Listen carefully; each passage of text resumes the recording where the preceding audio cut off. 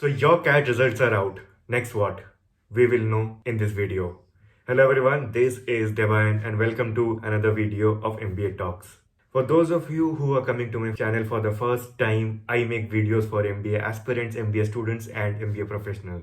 So if you're one of them or would like to see content around them, then do subscribe to my channel as I keep coming up with more and more videos on those topics. In this video, I'll be talking to the CAT aspirants who have given CAT last year and their results are out. I'll be talking about next steps that will follow in the upcoming months till their selection. So without wasting any more time, let's get started with the video. Firstly, every IIM has published their selection criteria, their minimum percentile required for shortlisting in their website. Does that mean that if your percentile is more than the one published, you will be getting a call for interview? That will not be the case. Because there are many factors that an IIM takes into consideration before calling a particular candidate for interview for further rounds. For example, if I take IIM Ahmedabad's case, they have published their criteria, their marking system on their website. And to summarize that, a candidate is based on their 10th, 12th graduation and work experience. They are given separate scores for their performance in each of these four criteria. Even within their 12th score, the candidates are marked separately based on their choice of subject. A science student is marked differently than an art student. An art student is marked differently than a student from the commerce background.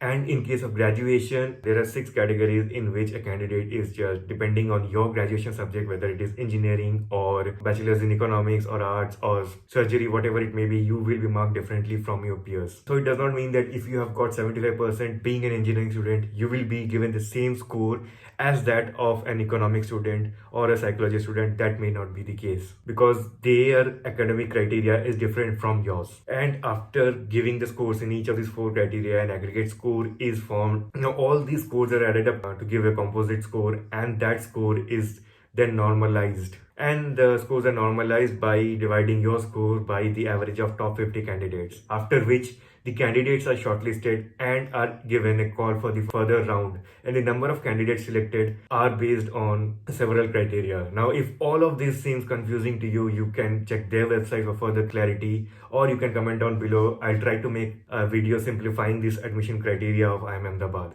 However, since none of the factors that they will be taking into consideration is in your hands anymore, because your 10th mark is done, your 12th is done, your graduation subjects are done, your work experience is done, and you have no idea who you will be competing against, who will be the top 50 candidates applying for IIM Ahmedabad admission. So there is nothing much you can do. So what I will suggest you is sit back and start preparing for the further rounds. The further rounds would include analytical writing test and a personal interview. Now this I'm talking about only from IIM Ahmedabad's website. I believe the case will be similar for other IIMs as well. So how do you prepare for analytical writing skills? First thing is that to be able to write better, you need to read more. I have talked about improving your writing skills in one of my previous videos. If you want, you can check that out from the I button. You need to read newspaper on a daily basis. There are twin advantages of reading newspaper. You have an understanding of how sentences are formed without going through the courses of English grammar. You have an understanding of whatever is happening around the world. Your current affairs is improved. I don't believe many of you watching this video have the habit of reading newspapers. I would suggest you pick up that habit now, because now is the right time to read newspaper. Now is the time where newspapers will come for your rescue. And when you're reading current affairs, have an opinion about the events that you will be reading about. Have an opinion about whatever is happening in the economy, whatever is happening internationally, whatever is happening in the country. And also you need to have an analytical mind, which means whenever you see numbers, whenever you read numbers, or whenever you read any kind of statistics, try to analyze them on your own. Try to understand why the numbers are behaving that way, why these decisions have been made, why government is coming up with these policies, why a company has taken this decision, why this company is more profitable than the other.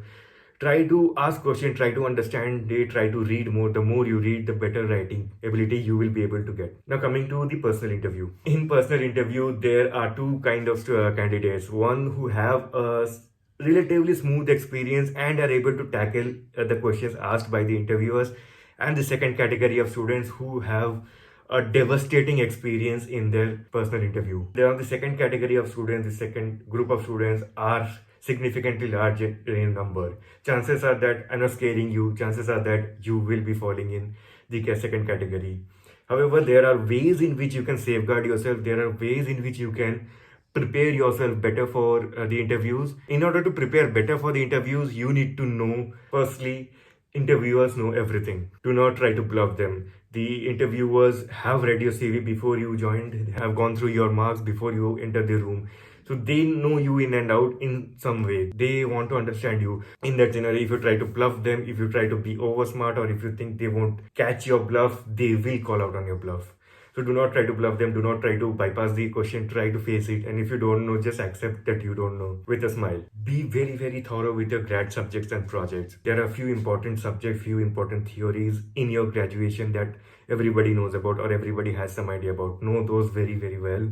If you have taken any projects during your graduation, know them very well, know them in and out, because you will be asked questions based on your graduation subjects and projects. Be very, very thorough with your work experience, be very, very thorough with the kind of work that you have done, kind of projects that you have taken. Also have an understanding of the kind of business your company is in, their business model, their revenue system, the kind of industry trends in the sector that you are working in, because they may or may not ask, but in case they ask, they will understand that you have not just worked 9 to 5 there, you have been involved in the projects, and they will prefer candidates who are involved and who have a knowledge about the kind of work that they do. Know your scores well and have an answer to why your scores have been low in case there are any low scores in your entire academic career. Have a good reason behind your answer. It can be anything, as long as you are able to defend yourself properly, your answers will be heard. And lastly, know your whys and hows. Know answers to the basic questions like why MBA, how do you think MBA will help you, and why should I select you, why did you select this particular college for graduation when you could have selected this. So know these basic questions about your own profile, about your own academics, and that will help you have an edge during the interview. Now, despite all these, chances are that you will still have a devastating experience, but do not fear. That is their process of sieving out the best candidates from the rest. Remember that you're going to a premier institute, and to be in one of the best colleges in the country, you need to work hard a lot. The path to the best colleges is not going to be easy. You have to walk on fire to be on the other side.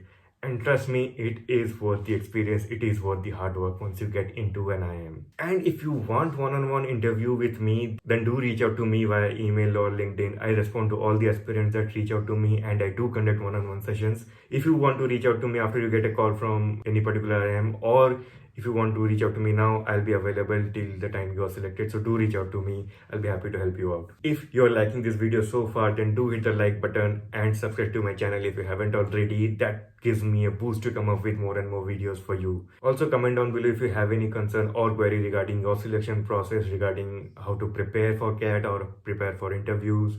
I'll be happy to answer them. What if your scores aren't that high? What if you haven't got any call from any IIM or any B school that you wanted to go for? Do not worry, that is not the end of your life. There are many ways in which you can bounce back stronger. I have made a similar video last year on ways in which you can bounce back after your rejection to your CAT preparation journey. Do check out this video on the right, and in case you are confused whether MBA is for you or not, then watch my video on who should and who should not do an MBA. Hope you enjoy those two videos. See you there. Take care. Bye-bye.